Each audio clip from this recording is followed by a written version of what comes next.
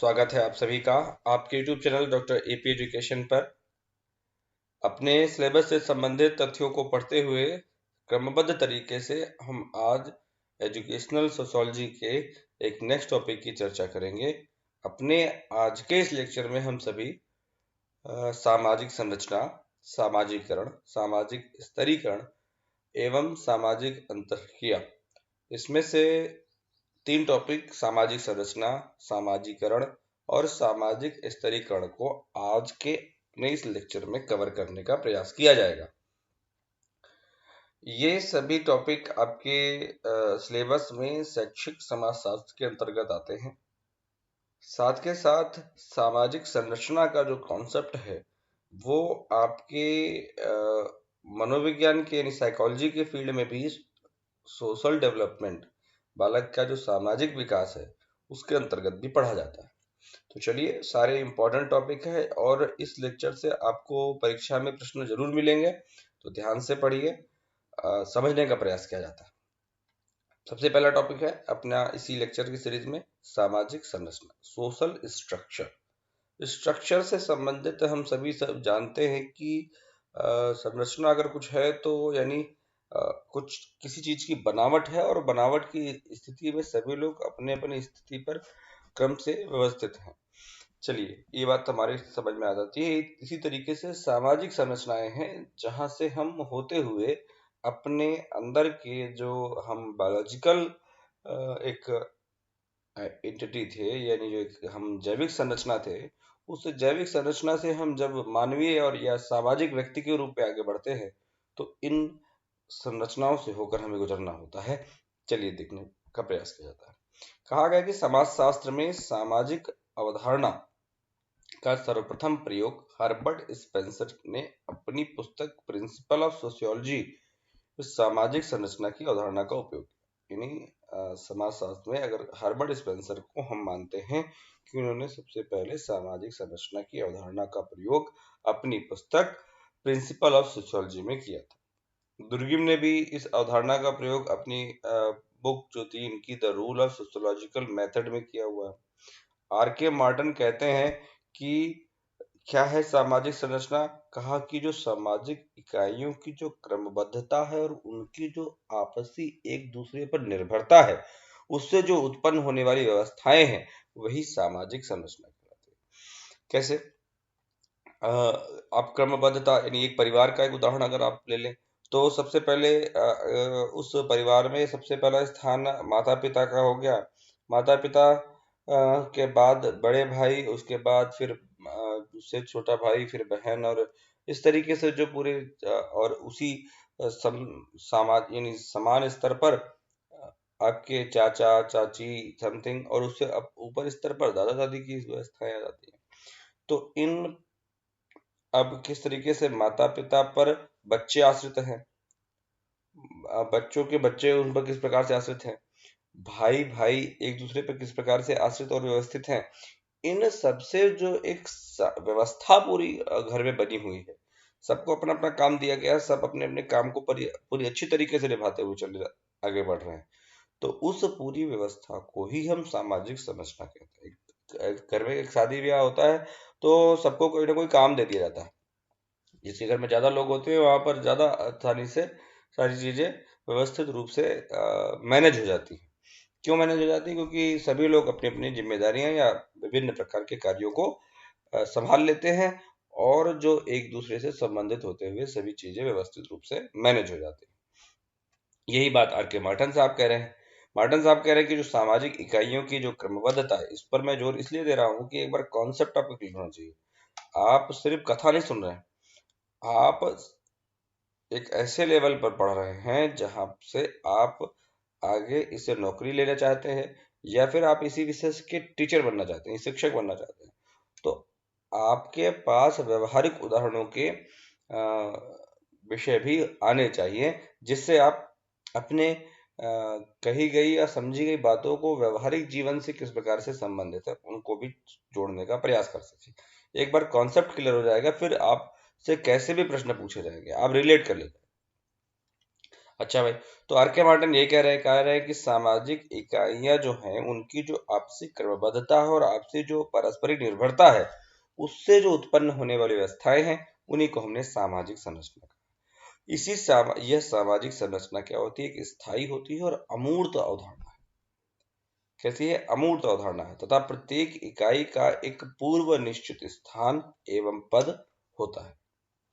अब आगे की बातें जो हैं वो मैंने इंग्लिश में क्यों लिखी हैं? क्योंकि इस प्रकार से एक मूल विषय हमारा ये होना चाहिए कि हमारा तथ्य, हमारा कॉन्सेप्ट क्लियर हो। तो मुझे इंग्लिश की बुक में बहुत ही टू द पॉइंट और व्यवस्थित रूप से एक्सप्लेन करने वाले तथ्य मिले, तो मैंने कहा इसी में आपको समझा देते हैं। चलिए, मैं हिंदी में आपको समझा दूंगा, कोई दिक्कत वाली बात नहीं है। स्पष्ट रूप से इसमें कहा गया है कि social structure in every society broadly divided into two group. प्रत्येक समाज में जो सामाजिक संरचना है वो मुख्यतः दो भागों में विभाजित होती है। एक प्रकार की सामाजिक संरचना, यानी एक प्रकार सामाजिक संरचना आपने क्या कहा है कि सामाजिक संरचना में आपने कहा है कि लोगों का एक व्यवस्थित क्रम और उन पर आपसी निर्भरता, यही है ना। तो एक प्रकार के लोगों का व्यवस्थित क्रम और उन पर आपसी निर्भरता, और दूसरे प्रकार के लोगों का एक समूह और उनमें आपसी क्रमबद्धता और आपसी निर्भरता, यानी इस प्रकार से दो ग्रुप डिवाइड किए गए। एक ग्रुप को हमने कहा प्राइमरी ग्रुप और दूसरे को हमने कहा सेकेंडरी ग्रुप, जो बालक के सामाजिक विकास में, ठीक है, उसके सोशल स्ट्रक्चर यानी उसके सामाजिक ज्ञान विज्ञान या सामाजिक मूल्यों के विकास में सहायता प्रदान करते हैं। कैसे? प्राइमरी ग्रुप क्या है? बहुत इंपॉर्टेंट क्वेश्चन है, इससे प्रश्न हमेशा मिलता है परीक्षा में और हम हमेशा कंफ्यूज होते हैं। क्या है? आज कंफ्यूजन दूर हो जानी चाहिए। प्राइमरी ग्रुप में उन चीजों को रखेंगे, किन चीजों को? देखिए, the primary group is the nucleus of all social organization. Primary group क्या है? एक केंद्र है सभी प्रकार के सामाजिक संगठनों का। ठीक है, इट इज मोस्ट यूनिवर्सल, सब जगह पाया जाता है, यूनिवर्सल है। यूनिवर्सल हम जानते हैं ना, सार्वभौमिक होता है। ठीक है, it is most universal and small number of person, याद रखिएगा। इसमें हमेशा ध्यान रखिएगा कि कैसे हम इस बात को पहचाने कि ये विद्यालय या दोस्त या परिवार कौन आएगा प्राइमरी ग्रुप में।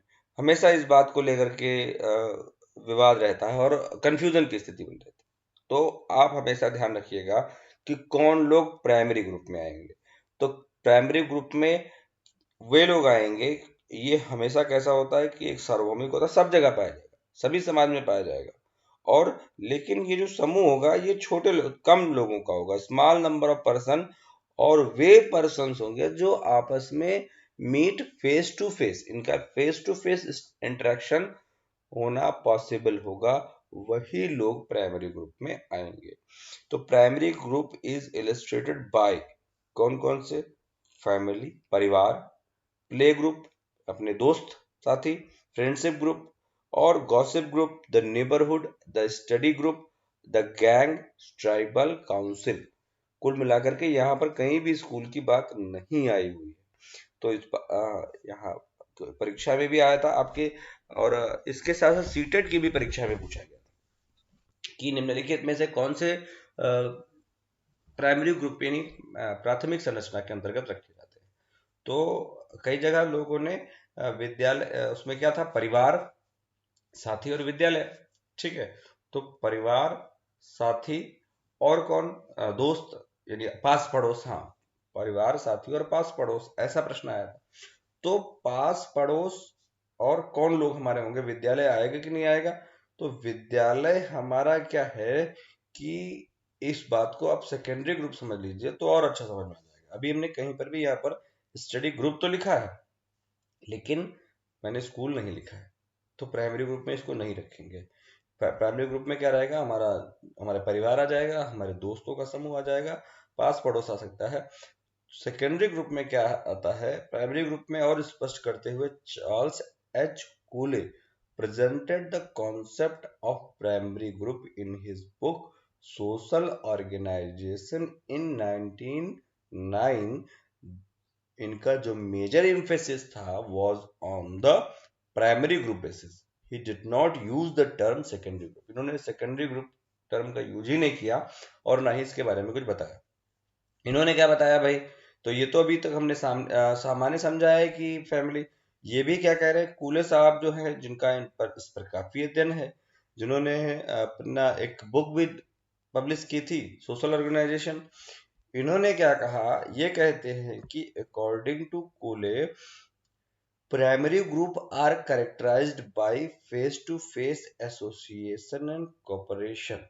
इस प्रकार से, हाँ समझ में आ गई बात। हमने स्पष्ट रूप से कहा कि यहाँ पर फेस टू फेस इंटरेक्शन होना चाहिए, और जो आपस में जो बातचीत है, ठीक है, वो कैसी होनी चाहिए? वो इनफॉर्मल होनी चाहिए, बहुत औपचारिक बातचीत स्थिति नहीं होनी चाहिए। परिवार में हम एक मर्यादा में रहते हैं, लेकिन फिर भी अनौपचारिक रूप से, जिस प्रकार से हम अपने भाई से, अपने साथी से बतिया लेते हैं, उस प्रकार से हम अपने टीचर से, या जो हमारे कॉलेज स्टूडेंट हैं जिनसे हमारा थोड़ा सा बहुत अच्छा ट्यूनिंग नहीं है, उनसे हम उस तरीके से नहीं बतिया पाते। कैसे? कहा गया कि इन्होंने क्या कहा है, एक बार पढ़कर देखते हैं। According to Cooley, primary group are characterized by face to face association and cooperation, the family, the play group of the children and the neighbourhood community of elder. यही लाइन पूरी तरीके से परीक्षा में आई कि कौन कौन परिवार, साथी समूह और पास पड़ोस। ध्यान रखिएगा, मेजर टर्म क्या रहेगा? हमेशा ये ग्रुप जो है वो छोटा होगा, small size, face to face interaction possible होगा, और एक लंबी दोस्ती होगी। ठीक है, कहेंगे अरे हमारा तो चाइल्डहुड फ्रेंड है।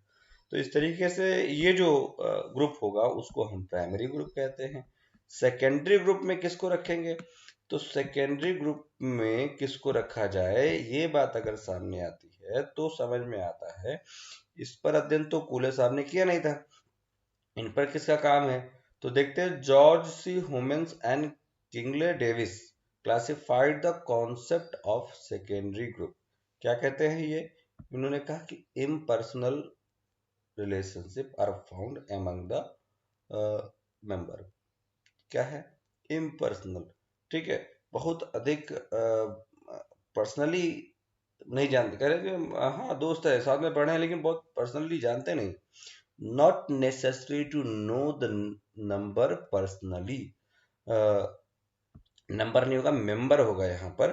ठीक है, not necessary to know the member personally. इस ग्रुप में जो भी लोग हैं, वो उनको पर्सनली आप जानते हो, ये पॉसिबल नहीं है। ठीक है, formal type of social life कहाँ है कि बढ़िया पैंट शर्ट टाई बेल्ट लगा करके ही वहां जाना पड़ेगा। उस जीवन में आपको फॉर्मल टाइप का बिहेव करना पड़ेगा। The site and area of interest is wide and all contact और बेस्ड ऑन एग्रीमेंट। ठीक है, इस प्रकार से army, political party, big business house, university, college and schools are are secondary group. समझ में आ गई बात? स्पष्ट रूप से ध्यान में समझ लीजिएगा कि परिवार आपका सेकेंडरी, सॉरी, आपका कॉलेज यानी स्कूल, आपका विद्यालय कहाँ रखा जाएगा? सेकेंडरी ग्रुप में रखा जाएगा। क्यों? क्योंकि सेकेंडरी ग्रुप की जो कैरेक्टरिस्टिक है वो ये कहती है कि हमारा वहां पर ऐसी परिस्थितियां जहां पर हमारा स्वभाव फॉर्मल टाइप का हो। ठीक है, और जरूरी नहीं कि हम प्रत्येक व्यक्ति, उस स्थान के पर उपस्थित प्रत्येक व्यक्तियों को हम, आवश्यक नहीं कि हम फेस टू फेस या पर्सनली सबको हम जानते हों। तो इस तरीके का जो समूह होगा वो हमारा द्वितीयक समूह या सेकेंडरी ग्रुप कहलाएगा।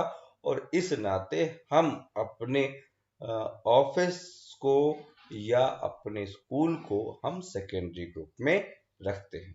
कॉन्सेप्ट क्लियर है? बात समझ में आ गई? ठीक है, तो सामाजिक संरचना में हमें यही दो बातें पढ़नी थी कि सबसे पहले काम हमने देखा हर्बर्ट स्पेंसर का है, और आगे जो प्रत्येक समाज में जो समूह है वो दो भागों में बांटे गए, प्राइमरी ग्रुप और सेकेंडरी ग्रुप में। चलिए भाई, अब इन अगला टॉपिक हमारा सोशलाइजेशन है। ठीक, अब ये दोनों जो ग्रुप हैं, ये दो प्रकार के जो समूह हैं, इन दो प्रकार के व्यक्तियों के जो समूह है, ये दोनों प्रकार के व्यक्तियों के जो समूह है वो किस प्रकार से व्यक्तियों में एक मनुष्यत्व की भावना का विकास करते हैं, ये समझने का प्रयास करते हैं। और सामाजिकरण में यही बात सिखाई जाती है, सामाजिक मूल्यों।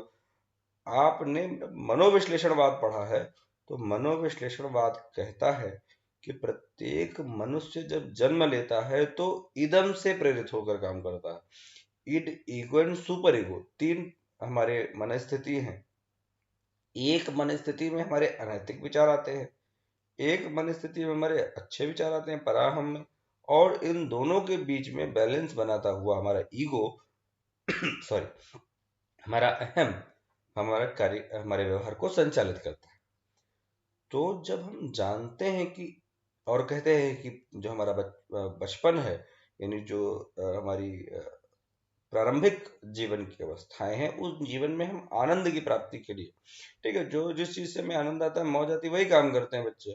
ठीक है, धीरे धीरे उन्हें समझाया जाता है कि ये सभी काम ऐसे आप नहीं कर सकते समाज में।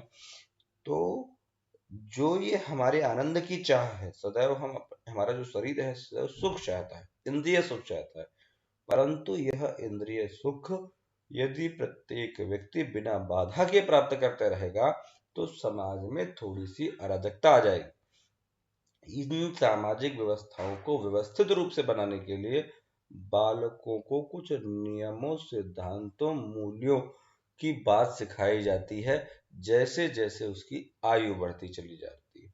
तो ये बातें, जो ये मूल्यों, आदतों और इन सब चीजों को सीखना है, सामाजिक नियमों को जो सीखना है, वो जो व्यवस्था है, उसको हम क्या कहते हैं, उसको हम सामाजिकरण कहते हैं। मैंने आपको सोशल डेवलपमेंट, सामाजिक विकास, बालक का सामाजिक विकास के अंतर्गत मनोविज्ञान में भी ये तथ्य पढ़ाए थे। चलिए भाई, यहाँ पर और डिटेल में, चूंकि राष्ट्रीय समाजशास्त्र हम पढ़ रहे हैं, तो इसमें और विस्तृत रूप से हम अध्ययन करते हैं। स्पष्ट रूप से रॉस ने कहा, एक दो परिभाषाएं देखते हैं और फिर परीक्षा में जो लाइन पूछी गई उसको समझने का प्रयास करेंगे। रॉस ने कहा कि सामाजिकरण जो है वो सहयोग करने वाले व्यक्तियों में हम भावना का विकास करता है और उनमें एक साथ काम करने की इच्छा और क्षमता में वृद्धि करता है।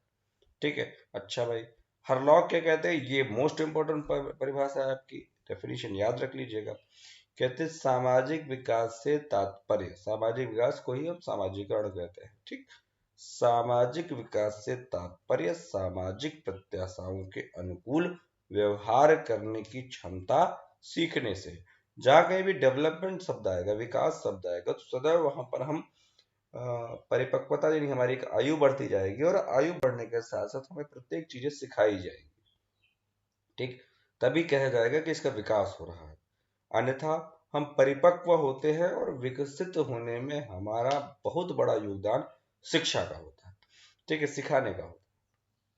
तो सामाजिक प्रत्याशा का मतलब होता है, प्रत्याशा मतलब आशा यानी उम्मीद, यानी हम समाज की जो हमसे उम्मीद है उन सब के अनुकूल हम व्यवहार करें। और व्यवहार करेंगे कैसे, व्यवहार करना हम सीखेंगे अपने माता पिता से, अपने आस पड़ोस से, अपने विद्यालय से हम सीखेंगे। हमारा प्राइमरी ग्रुप, हमारा सेकेंडरी ग्रुप जो है वो हमें इन बातों को सिखाएगा, जिससे हम सामाजिक जो सोशल एक्सेप्टेंस है, यानी जो हमारी सामाजिक आशाएं हैं हमसे लोगों की, कि ये जो व्यक्ति है ये विद्यालय में इस प्रकार का व्यवहार करे, परिवार में इस प्रकार का व्यवहार करे, अपने बड़े से इस तरीके से बात करे। ठीक, तो ये जो सामाजिक प्रत्याशाओं के अनुकूल व्यवहार कराना है, ये हम सिखाते हैं अपने बच्चों को। और यही बात हरलॉक अपने डेफिनेशन में कह रहे हैं। क्या कहते हैं कि सामाजिक विकास से तात्पर्य सामाजिक प्रत्याशाओं के अनुकूल व्यवहार करने की क्षमता सीखने से होता है। हेविंगहर्स्ट और न्यू गार्डन की अगर हम डेफिनेशन पढ़ें तो और हमें समझ में आ जाती है बात कि सामाजिकरण वह प्रक्रिया है जिसके माध्यम से बालक अपने समाज के स्वीकृत ढंगों को सीखते हैं। और इन ढंगों को अपने व्यक्तित्व का अंग बना लेते हैं। ठीक, तो ये पर लाइन आई आपकी परिभाषा परीक्षा में कि सामाजिकरण का तात्पर्य क्या है। तो सामाजिकरण के अंतर्गत बालक जो है वो सामाजिक विशेषताओं को सीखता है। तो इसको ये लाइन आप वहां पर प्रयोग कर सकते हैं कि समाज के स्वीकृत ढंगों को सीखता है और उस उन ढंगों को बोलने के, बतियाने के, बैठने के, चलने के, इन ढंगों को वह अपने व्यक्तित्व का हिस्सा बना लेता है। तब कहा जाता है कि सामाजिकरण पूरा। और ये एक प्रक्रिया है, प्रोसेस है। और प्रक्रिया हम जानते हैं, प्रोसेस हम जानते हैं कि एक दिन में पूरी नहीं होती, जीवन भर होती चलती रहती। ठीक, सीखने की प्रक्रिया तो जीवन भर चलती रहती है। गिलिन तथा इनकी परिभाषा अगर हम देखें तो सामाजिकरण से तात्पर्य उस प्रक्रिया से है जिसके द्वारा व्यक्ति समूह का एक क्रियात्मक सदस्य बनता है और उसी के अनुरूप अपना कार्य करता है। ठीक है, आप कूप मंडूक बने हैं, आप घर के अंदर कमरे के अंदर बंद हैं, तो कहते हैं कि इनका सामाजिक विकास नहीं हो पाया समाज में। और आप समाज के साथ, लोगों के साथ कैसे बिहेव करना चाहिए अगर आप ये नहीं जानते हैं, तो कहते हैं आप ही शब्द प्रयोग करते हैं औरों के लिए, जो ऐसी बातें व्यवहार करते हैं, कहते हैं कि सामाजिक विकास अच्छा नहीं हुआ। ठीक है, थोड़ा सा लोगों से मिलने दीजिए, इनको लोगों से इंटरेक्ट करने दीजिए, इसी वजह जिससे इनका थोड़ा सा लोग खुल सके और अच्छे से बात कर सके। अब जो अगली लाइन मैं आपको बताने जा रहा हूँ, ये पूरी डिक्टो लाइन परीक्षा में पूछी गई कम से कम 3 बार। क्या सामाजिकरण क्या है, कहा कि सामाजिकरण की प्रक्रिया से तात्पर्य है, कैसे पूछते हैं, इस तरीके से 2-3 बार प्रश्न पूछा गया कि सामाजिकरण से क्या तात्पर्य। से तात्पर्य सामाजिक आदतों, अभिवृत्तियों एवं मूल्यों को सीखने की प्रक्रिया से। सामाजिक आदत हमारी जो सोशल हैबिट्स हैं, हमारा जो एटीट्यूड है, जो हमारा सोशल एटीट्यूड है, हम किसी से ज्यादा बात करना पसंद नहीं करते, या हम लोगों से कहीं से किसी से भी हम अच्छे से इंटरेक्ट हो जाते हैं, खुश रहना है तो भाई क्या दिक्कत है, 4 शब्द बोल करके या गुमसुम से रह करके रहने से क्या मतलब। तो इस तरीके से जो हमारा हमारा जो नजरिया है, सामाजिक नजरिया और मूल्यों को सीखने की प्रक्रिया सामाजिकरण कहलाती है। और यही डिक्टो लाइन आपके यहाँ परीक्षा में 3 बार आ चुकी है, previous year question paper solve करके देखिएगा। अच्छा भाई, अब देखते हैं कि सामाजिकरण की जो प्रक्रिया है उसमें कौन कौन से लोग या कौन कौन से कारक हैं जो बालक के सामाजिकरण की प्रक्रिया यानी बालक के सामाजिक आदतों को, सामाजिक वृत्तियों को और मूल्यों को सीखने को प्रभावित करते हैं। तो ये देखते हैं, विभिन्न प्रकार के कारक है। कहा गया कि सामाजिकरण की प्रक्रिया द्वारा बालकों को जैविक प्राणी से सामाजिक प्राणी बनाया जाता है। और इसमें कौन कौन सी चीजें सहायक होती हैं। पालन पोषण, बालक का पालन पोषण अगर बहुत अच्छा नहीं हुआ है तो आप उसको कहेंगे, जैसे रूसो का उदाहरण देखते हैं। रूसो का अगर आप उसका व्यक्तिगत जीवन पढ़ें तो उसका जो प्रारंभिक जीवन है उसमें उसको माता पिता का बहुत अधिक सहयोग प्राप्त नहीं हुआ है, इसलिए वह समाज के प्रति उसका नजरिया जो है वो थोड़ा सा नकारात्मक है। सहानुभूति, प्रत्येक अब सहानुभूति क्या चीज है, सहानुभूति और सहकारिता, साथ एक दूसरे को सहयोग करना। सहानुभूति का उदाहरण मैं इस प्रकार से आपको बताना चाहूँ तो इसके लिए ये स्पष्ट उदाहरण है कि आप कोई एक बच्चा है, वो अपने माता पिता के साथ रहकर पढ़ रहा है, और एक बच्चा है अपने कोई रिश्तेदार है, चाचा चाची है, मामा मामी है, उनके यहाँ रहकर पढ़ रहा है। लाख जीवन उसके लिए उसके जो जिनके यहाँ वो रह रहा है उसको बहुत अधिक सुविधाएं, बहुत अधिक सब चीजें दे रहे हैं। फिर भी एक जो कसक है, एक जो ओपननेस है, वो ओपननेस बालक की माता पिता से ही आ पाती है। प्राइमरी ग्रुप में ही बालक जो है वो सोशली इंटरेक्ट बहुत अच्छे तरीके से हो सकता है, दूर के रिश्तेदार में नहीं हो सकता। ठीक, तो वहां जो सहानुभूति उसको प्राप्त होती है। चलो ठीक है, 2-3 बार गलतियां की इग्नोर भी हो जाता है, और गलती भी की तो हम समझा ले जाते हैं, लेकिन कई जगहों पर गलती को टारगेट कर दिया जाता है। तो सहानुभूति भी बालक के सामाजिक विकास को प्रभावित करती है। कॉपरेशन, उसको किस प्रकार से सहयोग, दोस्त का रवैया, कहते हैं कि जब बच्चे का जूता पिता के पैर में आ जाए तो पिता को बच्चे को अपना दोस्त बना लेना चाहिए। तो इस तरीके से जो आपसी सहयोग है, सहकारिता है, ठीक है, उसकी उसकी जो एंटिटी है, उसका जो कार्य है, उसको भी महत्व देना, ये भी बहुत बड़ा कारक है बालक के सामाजिक विकास में, और जो समाज के लोग हैं उनके प्रति सकारात्मक रवैया बनाने। वरना हमेशा कॉल सैनिक तो कहता ही है कि बालक प्राणों को अपने किशोर प्राणों को अपने मार्ग की बाधा मानते हैं, और अगर वो हमेशा टोका टोकी ही रहेगी तो किशोर क्या करेंगे, बड़ों को अपना कहेंगे ये दुश्मन होते हैं, ये सब बड़े जो है वो बहुत दबाव डालते हैं।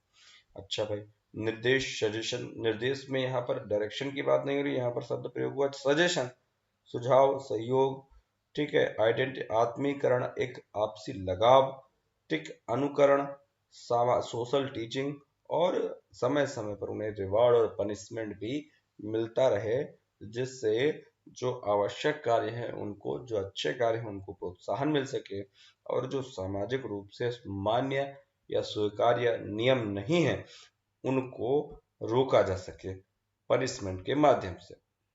इसी प्रक्रिया में आगे बढ़ते हैं तो कहा गया कि बालक का सामाजिकरण करने वाले कौन कौन से तत्व हैं, factor leading to socialization, leading लिखा हुआ है, ठीक है, अफेक्टिंग नहीं लिखा हुआ, factor leading to socialization of the child. तो कौन कौन से लोग हैं जो सहायता करते हैं, परिवार, पड़ोस, स्कूल, ये सभी लोग। तो परिवार पड़ोस आपका किसमें आएगा, प्राइमरी ग्रुप में आएगा।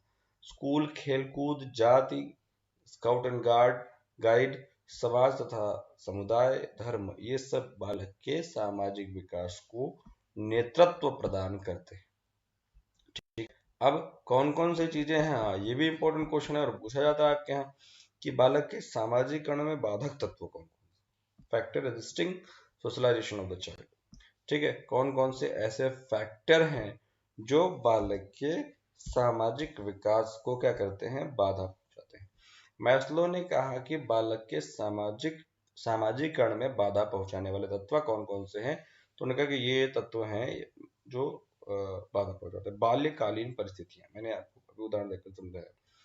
बाल्यकालीन परिस्थितियों में उचित पोषण का अभाव, बच्चों को अगर आपने बहुत अधिक, देखिए बहुत अधिक उनको यस मैन भी मत बनिए कि जो उन्होंने कहा तुरंत हाजिर कर दीजिए, थोड़ा संघर्षी भी बनाइए, लेकिन प्रत्येक कार्यों में समझौता अगर बच्चे ने किया, हर काम उसका क्या है, जो भी कहा जा रहा है तो पूरा नहीं हो रहा है, मतलब पूरा का मतलब ये है कि प्रत्येक चीज में उसको निराशा मिल रही है, तो एक अविश्वास जगेगा उसके अपने माता पिता के प्रति कि उनसे तो जो काम कहो तो उसको भी सुनते ही नहीं है, तो अविश्वास जगेगा, वो अविश्वास नहीं जगना चाहिए।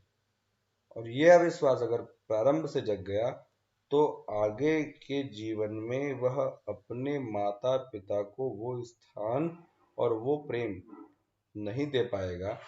वैसे तो देगा, क्योंकि तदात्म हमारा जो आइडेंटिफिकेशन है, जो हमारा लगाव है ब्लड का, ठीक है, ये तो हम जब समाज शास्त्र पढ़ रहे हैं तो हम ये शब्द कह सकते हैं, शब्द प्रयोग कर सकते हैं। हम साइंस पढ़ रहे होते तो ये शब्द ना करते, ठीक है। तो जो एक लगाव हो तो जीवन भर रहेगा, परंतु जो एक प्रेम है, एक जो विश्वास है, वो अगर एक बार टूट गया तो वो आने वाले पूरे जीवन में आप उसे मैनेज नहीं कर सकते। बाल्यकालीन परिस्थितियों में क्या कहा गया, उचित पोषण का अभाव, अनुचित दंड, घर का माहौल और माता या पिता का ना होना, ये बहुत बड़ी चीज है। ये किसी एक का भी अगर सानिध्य बालक को प्राप्त नहीं हो रहा है तो ये बात समझिएगा कि बालक का किसी न किसी प्रकार का सामाजिक विकास जरूर प्रभावित होगा। क्योंकि पराहम, अभी मैंने आपको इदम, अहम और पराहम की जब बात बताई थी, तो परा अहम यानी हमारे नैतिक मूल्य, इदम लेकर के हम जन्मे ही हैं, ठीक है, अनैतिक विचार यानी हमारा जो इच्छाएं हैं, अनंत इच्छाओं की पूर्ति के लिए हम हमेशा लालायित रहते हैं, हमारा शरीर जो है सदैव सुख चाहता है, ठीक है। तो और हमारे अहम में, हमारे आत्मा में नैतिक बातों को कौन विकसित कराता है, पराहम। और पराहम कैसे विकसित होता है, इसको लेकर के सिगमंड फ्रायड ने कहा है कि बच्चे लिंग प्रधान अवस्था में, लगभग 7-8 साल की अवस्था में अपने लिंग के माता पिता से तदात्म्य स्थापित कर पराहम का विकास होता है, ठीक है, यानी लड़कियां माता से और पिता अपने बच्चों को, ठीक, यानी तो क्या कभी कोई माता अपनी बेटी को या कोई कभी पिता अपने बेटे को गलत बात करना सिखाता है क्या? नहीं सिखाता है। तो कोई ना कोई अगर एक नहीं है तो हमेशा जो है एक जो पर्सनल डेवलपमेंट है मैन का, वुमेन का, तो वो जो है वो हमेशा इफेक्टेड हो जाता है। ये बाल्यकालीन परिस्थितियां हैं जो बालक के सामाजिकरण में बाधा पहुंचाती हैं। सांस्कृतिक परिस्थितियां जाति, वर्ग, धर्म आदि से संबंध रखने वाली पूर्व धारणाएं, जिस प्रकार के अगर कोई कुरीतियां हैं तो भी बालक के सामाजिकरण में, ठीक है, विकसित होने में समस्या उत्पन्न करेंगी। हाँ नहीं, हमारी किताब अच्छी, हम ही सबसे अच्छे, तो और बाकी सब बेकार, बाकी सब कुछ हटा दो, खत्म कर दो, ये सारी बातें जो हैं ये बालक के सामाजिक विकास करेंगी क्या? बिल्कुल नहीं करेगी। बालक का ऐसा विकास करेंगे जो समाज का पूरी तरीके से नष्ट कर देगा वो। तत्कालीन परिस्थितियां ईर्ष्या, अपमान और निराशा। अन्य परिस्थितियों में अगर हम देखें तो शारीरिक हीनता भी अगर है, बालक में कुछ किसी प्रकार की शारीरिक हीनता है, कुछ न कर पाने का अगर जो उसके अंदर स्थिति है, वह भी बालक में सामाजिकरण करने में बाधा उत्पन्न करती है। निर्धनता, असफलता और शिक्षा में कमी। शिक्षा में कमी तो बहुत बड़े कारण है, क्योंकि इससे आपका क्या है ना कि आप सोचते हैं क्या करना जरूरत है पढ़ने की, लेकिन आप समझ लीजिए कि पैसा तो आप कमा लेंगे, जिस घर में लक्ष्मी और सरस्वती दो का बैलेंस नहीं होता उस घर में सदैव अशांति रहती है। आप देखिएगा, हमेशा देखिए, जिस घर में सही से धन आता है, अच्छे तरीके से धन आता है, वहीं पर शांति होती है और वहीं समृद्धि होती है, सम्मान से वृद्धि वहीं होती है। बाकी तो पैसा तो आप गला काट कर भी कमा सकते हैं। अच्छा भाई, आगे शिक्षा का क्या महत्व है? तो कहा कि शिक्षक अभिभावक सहयोग अगर होता है तो संस्कृतियों का हस्तांतरण करना हम सिखाते हैं शिक्षा के माध्यम से। हम सामाजिक आदर्शों के निर्माण में सहायता करते हैं। स्कूल की जो परंपराएं हैं कि यहाँ बड़ों को नमस्कार, सर हैं, टीचर हैं और बड़े हैं उनको प्रणाम करना, नमस्ते करना और एक समय पर आना, समय पर व्यवस्थित रूप से बैठना, एक निश्चित मुद्रा में बैठना, इन सब जो हमारी स्कूल की परंपराएं हैं वो भी बालक को नैतिक नियमों के विकास में सहायता करते हैं। और नैतिक विकास बहुत अधिक सामाजिक विकास से सीधे संबंधित होते हैं। सामूहिक कार्य, स्वच्छ प्रतियोगिता, सॉरी, स्वस्थ प्रतियोगिता, ठीक, गला काट प्रतियोगिता नहीं, ठीक है, कि मेरा पेपर है तो पता चला वो एक मूवी आई थी कौन सी, थ्री इडियट्स, तो वो अपना पढ़ाई करता था तो दूसरों को वो मैगजीन देता चला जाता था। तो ये नहीं, स्वस्थ प्रतियोगिता, आइए आप भी प्रतिस्पर्धा करिए, उसकी भी प्रतिस्पर्धा, उसकी भी मेधा का सम्मान है और आप अपना कार्य व्यवहार करिए, उसका भी सम्मान। तो स्वस्थ प्रतियोगिता, अंतर सांस्कृतिक भावना का विकास, हमारी जो संस्कृतियों में जो अंतर है, ठीक है, दो संस्कृतियों के बीच जो भावना है उसका विकास और स्वस्थ मानवीय संबंध भी हम विकसित कर सकते हैं अपनी शिक्षा के माध्यम से। लास्ट लेक्चर देखते हैं, सामाजिक स्तरीकरण, सोशल स्ट्रेटिफिकेशन, मोस्ट इंपॉर्टेंट, और इससे भी आपको परीक्षा में प्रश्न शैक्षिक समाजशास्त्र से मिलता है। अगर आपके यहाँ मान चलिए कि परीक्षा में पीजीटी एजुकेशन बेस्ड और एपी में भी असिस्टेंट प्रोफेसर में भी क्वेश्चन पूछे जाते हैं, तो मान लीजिए अगर 5 या 10 क्वेश्चन अगर आपके यहाँ इस टॉपिक से आ रहे हैं तो इन इन सिलेबस यानी आप कहें कि इन टॉपिक से क्वेश्चन जरूर पूछे जाते हैं। ठीक, जो मैंने अभी आपको बताया, सामाजिक संरचना से प्रश्न आता है, सोशलाइजेशन से प्रश्न आता है और सोशल स्ट्रेटिफिकेशन से प्रश्न आता है। तो टू द पॉइंट और पूरा मैंने जो कंटेंट डिजाइन है वो आपके क्वेश्चन पेपर को देखने के बाद तथ्य साथ के साथ सम्मिलित करते हुए समाहित किए हुए। सामाजिक स्तरीकरण, सोशल स्ट्रेटिफिकेशन का पहले तो कॉन्सेप्ट समझते हैं, उसके पश्चात फिर हम इसके तथ्यों को समझने का प्रयास करते हैं। तो स्ट्रेटिफिकेशन का अर्थ क्या होता है? स्तर। तो आप अगर आप घर के अपने जो सीढ़ियां हैं उन सीढ़ियों को ही अगर देखिए तो वहां पर भी 1 2 3 4 ऐसे करके जो स्टेयर्स हैं आपके, वो आपके एक एक निश्चित दूरी और ऊंचाई पर बने होते हैं। तो एक लेवल बन जाता है और उस लेवल से आप कहीं पर भी जाने का प्रयास करते हैं। अब ये होती है कि बात होती है कि किसी प्रकार का लेवल जो है वो नहीं होना चाहिए समाज में, ऐसे समाजवाद लोग या समाजशास्त्री कहते हैं। तो इस पर भी लोगों ने कहा, क्या कहा है ये देखते हैं।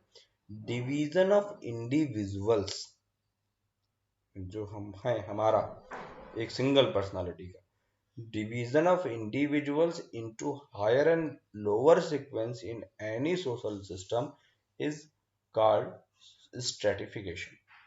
है ना, समझ में आ गई बात? एक लाइन में समझ में आ रहा है कि हायर और लोअर सीक्वेंस में किसी को अरेंज करना। कहा गया, ये लाइन आपकी परीक्षा में आ चुकी, जब कोई समाज वर्ग के आधार पर गठित होता है तो उसे क्या कहते हैं? तो जब कोई समाज वर्ग क्लास के आधार पर गठित होता है तो इसे हम सामाजिक स्तरीकरण कहते हैं। और सामाजिक स्तरीकरण यानी सोशल स्ट्रेटिफिकेशन समाज के समूहों एवं सदस्यों को विभिन्न स्तरों में बांटने की प्रक्रिया है। जो सोशल ग्रुप्स हैं और उनके जो मेंबर्स हैं उनको, एक सोशल ग्रुप और उनके मेंबर्स को क्या करना पड़ेगा? विभिन्न कार्य हैं समाज में, समाज के अंतर्गत बहुत सारे कार्य हैं, उन कार्यों को सबको अपने अपने तरीके से करना है। तो उन सब कार्यों को अपने तरीके से करना है तो सबको काम बांटना पड़ेगा। काम बांटना पड़ेगा तो किसी का सबका कार्य महत्वपूर्ण है। इस तरीके से जो व्यवस्था डिस्ट्रीब्यूट करने का जो काम है वो हमारा सोशल स्ट्रेटिफिकेशन के अंतर्गत आता है। कहा गया सामाजिक, फिर से समझ लेते हैं इस लाइन को। कहा गया सामाजिक स्तरीकरण, जो सोशल स्ट्रेटिफिकेशन है वो क्या है? समाज के समूह जो है और उनके जो सदस्य हैं उनको विभिन्न स्तरों में बांटने की प्रक्रिया है। यह शब्द समाज शास्त्र में भूगर्भ शास्त्र से लिया गया है। स्ट्रेटिफिकेशन में क्या होता है कि हम देखते हैं कि भूगर्भ शास्त्र से यानी जियोलॉजी से इसको लिया गया और वहां पर जो मृदा है, मृदा के भी कई स्तर हैं, वहीं से इसको लिया गया और प्रत्येक लेवल के अपने अपने काम हैं। मुरे महोदय के अनुसार क्या है इनका कहना कि स्तरीकरण क्या है? स्तरीकरण यानी स्ट्रेटिफिकेशन समाज का वह विभाजन है जिसमें संपूर्ण समाज को उच्च तथा निम्न इकाइयों में विभाजित किया जाता है। इंपॉर्टेंट लाइन है, परीक्षा में आ चुकी है। स्तरीकरण उच्च तथा निम्नता के क्रम में समाज का क्षैतिज विभाजन है। ये भी लाइन परीक्षा में पूछी है। ठीक है, कैसा विभाजन है? तो क्षैतिज, उच्च तथा निम्नता के क्रम में समाज का क्षैतिज विभाजन। ठीक है, अच्छा, ओके। पार्सन्स क्या लिखते हैं? पार्सन ने कहा किसी समाज व्यवस्था में व्यक्तियों का ऊंचा या नीचे क्रम विन्यास में विभाजन है। इस तरीके सब समझ में आ गई पूरी बात। अब कहा गया कि अच्छा बताओ कि हम कहते हैं कि कोई भी स्तर नहीं होना चाहिए, सभी व्यक्ति समान है, तो क्या समाजशास्त्रियों ने अध्ययन किया और कहा क्या किसी समाज में ऐसा है जहां पर सामाजिक समानता है? कहीं कहीं ऐसा कोई समाज है जहां पर स्तरीकरण ना हो, स्ट्रेटिफिकेशन ना हो? तो इसको देखते हैं और आगे कहते हैं। सोरोकिन्स ने बताया कि अस्त्रीकृत समाज यानी जहां पर स्तरीकरण यानी स्त्री का मतलब लेडीज नहीं, स्तरीकरण यानी स्ट्रेटिफिकेशन, अस्त्रीकृत समाज जिसके सदस्यों में वास्तविक समानता हो मात्र एक कल्पना है जो मानव इतिहास में कभी साकार नहीं हुई। ये समाजशास्त्री कहते हैं, हम आप नहीं कहते। कहते हैं, दूसरी भाषा में भी समझ लेते हैं। कहा गया unstratified society with real equality of its member is a myth. जो लोग ऐसा कहते हैं वो एक कोरी कल्पना की बात कर रहे हैं। इज अ मिथ, ये वास्तविक नहीं है। which has never been realized in the history of mankind। ये कभी भी मानव इतिहास में देखी ही नहीं गई और मानव इतिहास में सदैव उसके समाज के सदस्यों में स्ट्रेटिफिकेशन रहा है। सामाजिक समानता की बात करना क्या है? एक कल्पना है। सुमनर भी कहते हैं, क्या सुमनर says that I have sought and should have to delinquently in history for the time when no class hatred exists, I cannot find such period। मैंने खोजा पूरे मानव इतिहास में कि कहीं पर भी मुझे वो समय मिले कि जहां पर क्या हो, जहां पर मानव इतिहास में कोई भी क्लास ना हो। अफसोस मुझे ऐसा कोई भी समय प्राप्त नहीं हुआ ऐसा सुमनर अपने स्टेटमेंट में कहते हैं। अब पूरे समाज में संपूर्ण मानव जाति में और मानव जाति के विभिन्न सदस्यों के मध्य यह जो स्ट्रेटिफिकेशन है वह किस बात को लेकर होता है, कौन ऐसी संपदाएं हैं, ऐसे कौन सी बातें हैं जो एक व्यक्ति को मिल जाती हैं तो उसका स्तर उच्च हो जाता है, और कौन सी ऐसी बातें हैं जो उनके पास नहीं होती तो उनका स्तर क्या होता है, निम्न कह दिया जाता है। तो इस बात को आगे कहा जा रहा है कि stratified refer to the ranking of member of the society in term of amount of, क्या मात्रा, क्या किस चीज की, एकदम डिक्टो लाइन परिभाषा की, नेट में भी आई, जीटी में भी आई और अन्य परीक्षाओं में भी इसी मूल बात के आधार पर हम सोशल स्ट्रेटिफिकेशन करते हैं। किस आधार पर, पावर, शक्ति, वेल्थ, प्रेस्टिज, वेल्थ मतलब हमारी तो धन संपदा और प्रेस्टिज मतलब सम्मान, ये जो तीन चीजें एसोसिएटेड विथ ईच इंडिविजुअल और ग्रुप ऑफ इंडिविजुअल, इन तीन के आधार पर सामाजिक स्तरीकरण किया जाता है, पावर, वेल्थ एंड प्रेस्टिज। ये क्वेश्चन आपके यहाँ पूछा जा चुका है। अब देखते हैं फिर भी इसको और अच्छे से समझने का प्रयास करें। तो कहा गया सामाजिक स्तरीकरण के कौन कौन से आधार हैं, तो आधारों की अगर हम बात करें तो कौन कौन से आधार हैं, तो आधार हमारा जो एक ईश्वर ने देकर भेजा है और एक जो हमने बनाया है, कौन कौन सा, एक तो है प्राणी शास्त्रीय आधार, ठीक है, बायोलॉजिकल जो हमारा बेसिस है, उस आधार पर क्या है, किस जेंडर में है वहीं से स्ट्रेटिफिकेशन हो जाता है, वहीं से आयु, प्रजाति, जन्म, शारीरिक एवं बौद्धिक कुशलता के आधार पर हम बालक व्यक्ति की एक क्लासिफिकेशन हो जाता है, स्ट्रेटिफिकेशन हो जाता है। दूसरा समाजशास्त्रीय आधार, समाजशास्त्रीय आधार पर ऊपर मैंने आपको बताया, ठीक है, वेल्थ क्या है और आपका प्रेस्टीज है और आपका पावर है। तो इस जगह पर आप संपत्ति, व्यवसाय और धार्मिक ज्ञान और राजनीतिक शक्ति को आप क्या कह सकते हैं कि यह भी एक समाजशास्त्रीय आधार। पार्सन्स ने क्या कहा है, सामाजिक स्तरीकरण के 6 प्रकार बताए, कौन कौन से, संबंध, किस संबंध समूह की आपकी सदस्यता है, कौन कौन सी आपकी व्यक्तिगत विशेषताएं हैं, कौन सी उपलब्धियां अपने अपने जीवन में अर्जित की हैं, कहाँ का द्रव्य जाते हैं, कौन सी सत्ता है आपके पास और कौन सी शक्ति है। ये 6 प्रकार के जो विशेषताएं हैं वह भी समाज में स्त्रीकरण स्ट्रेटिफिकेशन में सहायता देते हैं।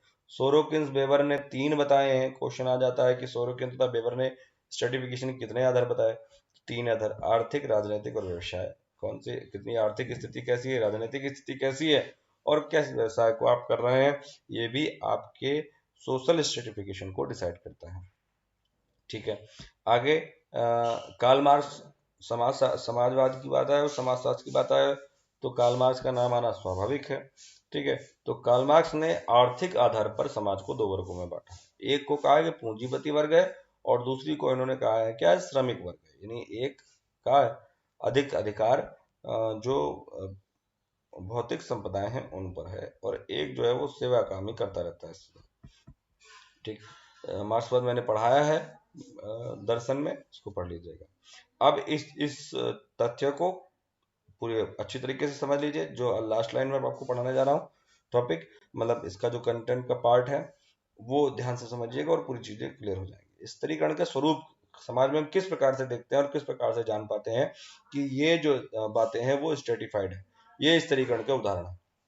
तो बोटोमोर ने सामाजिक स्तरीकरण के प्रमुख 4 स्वरूपों का उल्लेख किया। एक प्रकार की व्यवस्था है दास प्रथा, जहां पर देखते हैं एक स्वामी और उसका दास है, तो इस व्यवस्था को दास प्रथा असमानता के चरम का प्रतिनिधित्व करती है। ये जो है, ये जो व्यवस्था है ये असमानता के चरम का प्रतिनिधित्व करती है। क्वेश्चन आपका बढ़िया बनता है इससे कि कौन सी सामाजिक व्यवस्था में असमानता का चरम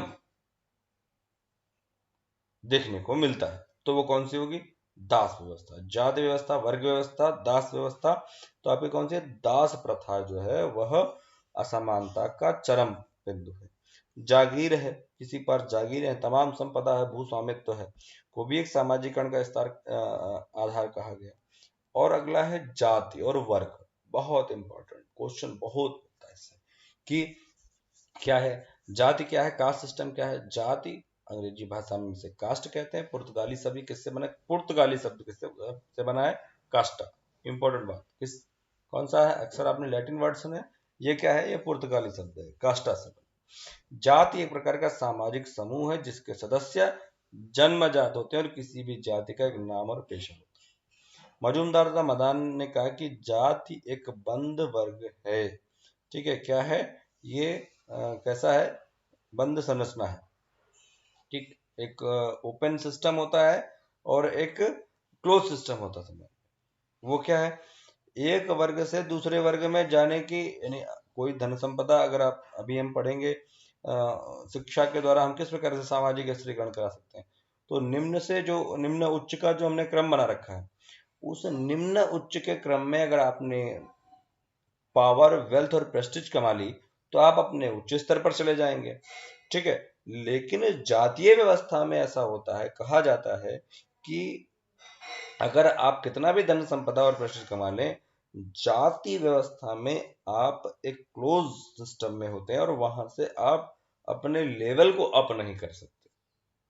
ठीक है, तो ये इंपॉर्टेंट लाइन है, बहुत बार पूछी गई ये परीक्षाओं में कि जाति क्या है, जाति एक बंद वर्ग है, बंद संरचना है। ठीक, चार्ल्स कूले कहते हैं जब एक वर्ग पूर्णतः आनुवंशिकता पर आधारित होता है तो उसे हम जाति कहते हैं। इरावती कर्वे कहती हैं कि जाति वस्तुतः एक विस्तृत नातेदारी समूह है। ठीक है, समाजशास्त्रीय परिभाषा है, बहुत अधिक ध्यान वाली बात, इस पर हम फोकस नहीं करते।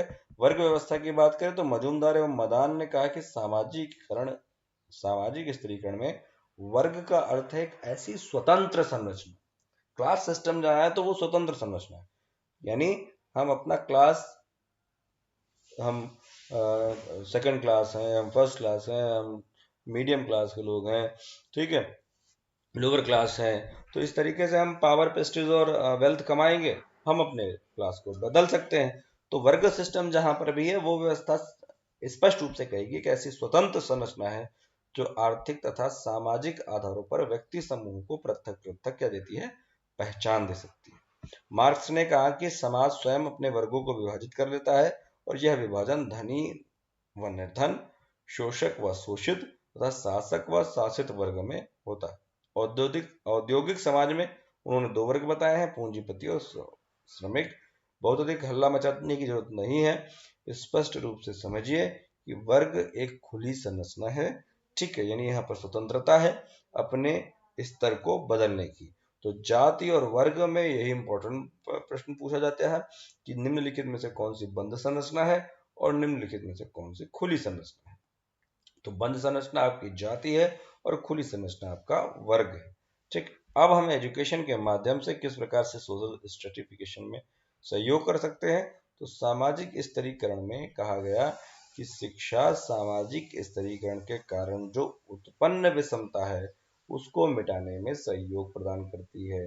कहती है कि शिक्षा के द्वारा व्यक्ति अधिक धन संपदा कमा ले और अपनी आर्थिक स्थिति में सुधार कर ले तो वह व्यक्ति निम्न वर्ग से उच्च वर्ग में स्थानांतरित हो सकता है।